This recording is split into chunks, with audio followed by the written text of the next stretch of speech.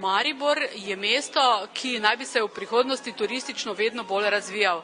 Zakaj je pomembno, da ima Maribor pravzaprav višjo šolo za gostinstvo in turizem? Z mojega vidika, če ste me tako izvali in pa vprašali, mislim, da je izredno pomembno, ker tisti, kateri so ustvarjajo in kreirajo turizem, zmeraj pozabljajo na tisto pomemben segment, to je human resource oziroma kader in pa tiste kompetence in pa znanja, ki delajo in ki sooblikujejo kakovostno turistično ponudbo. No in tukaj je bila višja šola za gostinstvo in turizem tudi ustanovljena z tega vidika, pravzaprav za potrebe gospodarstva, ker gospodarstvo je želelo tudi nekaj več, ne samo srednjo šolo, kjer dobijo ta bazična znanja, temveč tudi neka znanja, ki so nekaj več, katera so tudi v nadaljevanju.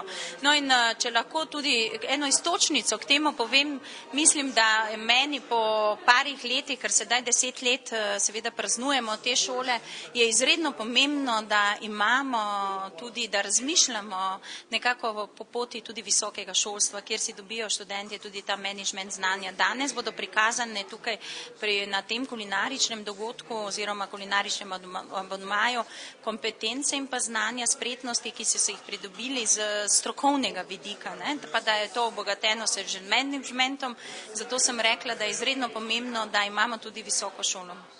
Drugače pa je vaša šola znana tudi potem, da vsako leto na vseh mogočih tekmovanjih dobiva najrazličnejša priznanja in nagrade. Ja, res je. No, v letošnjem letu, zdaj rekla bom samo v letošnjem letu, kaj je zdaj računica? Zdaj, če pogledamo nazaj, je to 9 evropskih nagrad z različnega področja, to je z področja gastronomije, potem je z področja kulinarike, enogastronomije, strežbe, kot tudi turizma, tudi promocije, potem je 23 zlatih, srebrnih z področja državnih prvenstev, in pa, kar je izredno pohvalno in izredno pomembno, da imamo tudi 4 nagrade SMEPIUS-a, to je center, ki se ukvarja z temi Leonardo projekti, kateri se ukvarja tudi z Erasmus projekti. No in vsako leto so bili naši projekti izbrani kot najboljši.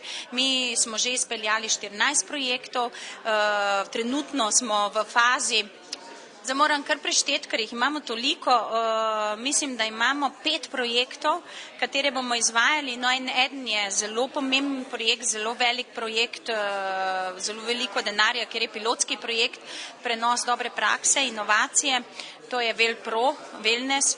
No in drugače smo pa soudeleženi, mislim, da v enih 4 še Leonardo projektih, s tem, da tudi študentje pošiljamo v tujino, kjer se tudi praktično usposabljajo. Vsako leto,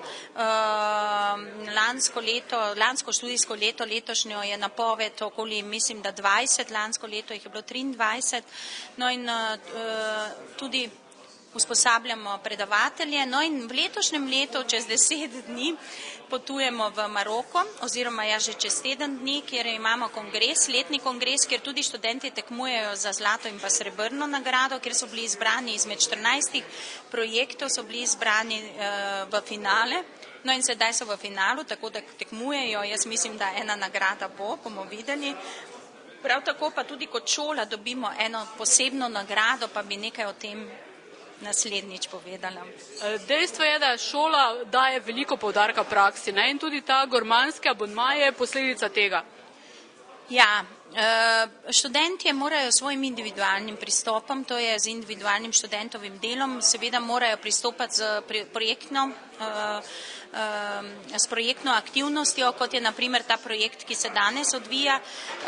In to so določeni projekti, katere damo seveda delati študentom. Ampak to so študentje različnih usmeritev ali različnih modulov, kot je na primer modul, ki je bolj poudarjen z vidika gastronomije in enogastronomije, in pa modul, ki je bolj z vidika turizma poudarjen. In vsi ti študentje so morali pripraviti seveda ta kulinarični abonma, ki naj bi se odvijal skozi nekaj mesecev.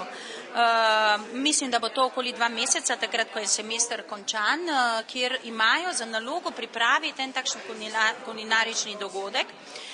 ki naj bo obarven z etnogastronomskega vidika, prav tako pa naj bo obarvan tudi z kulturno dediščino ali za kakšno zgodbo, ker mi v turizmu ne prodajemo samo golega, parcialnega turističnega produkta kulinarike. Mislim, da mora biti seveda zgodba tudi zelo zanimiva in atraktivno obarvana, če jo prodajamo turistov seveda na čim bolj zanimiv način in čim bolj atraktiven način.